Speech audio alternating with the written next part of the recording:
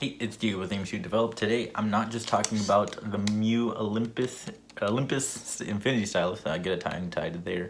The Olympus Infinity Stylus, or the Mu One. I have my own standalone video talking about this, but I am actually talking about the lens element on these compact point and shoots.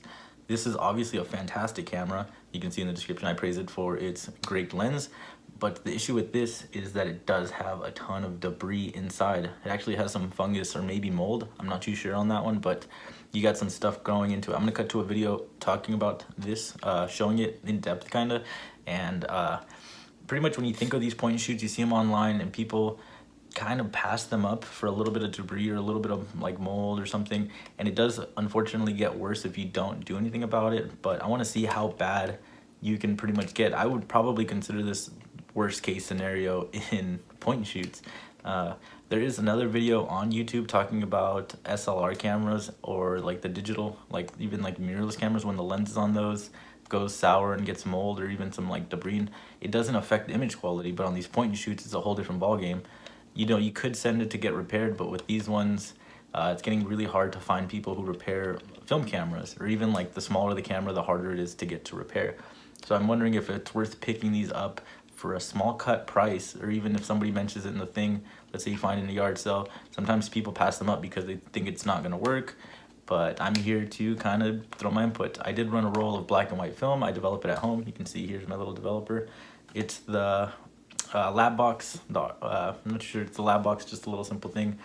I'm still working on getting my development scans good. They're actually pretty good, but I'm gonna start doing colors soon, so stick out for that. If you don't follow my Instagram, it's Aim Shoot Develop, same as the YouTube. And if you don't already subscribe, make sure to check it out, because I'm always doing tons of experiments and things that most people don't talk about, or most people really haven't tried. So I'm really excited to share this stuff. It's the first time on the channel.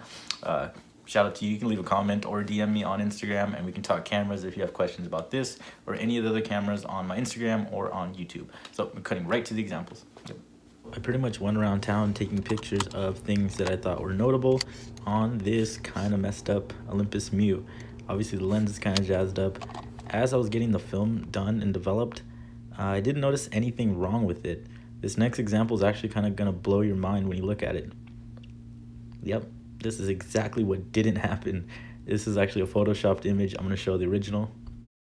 So here's the original image, scanned on black and white, Arista 100 speed film, which is just the regular non-DX coded film for the Olympus Infinity Stylus.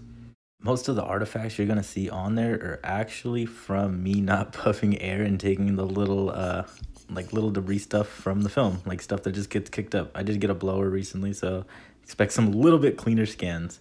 I did see in the other video that at certain film speeds, you start to actually see some of the artifacts and some of the things that are bothers or issues with the camera. But for the most part, I didn't think of it too much. I'm a pretty easygoing photographer. I'm sure if you use it for a studio setting, you probably would want more out of your cameras, and that's totally okay. Pretty much just a daily, something that I could just give to people and not really worry about. It can get banged up. I'm not too concerned about it because I don't think I could honestly get as much out of it sell-wise than I can for me enjoying it myself.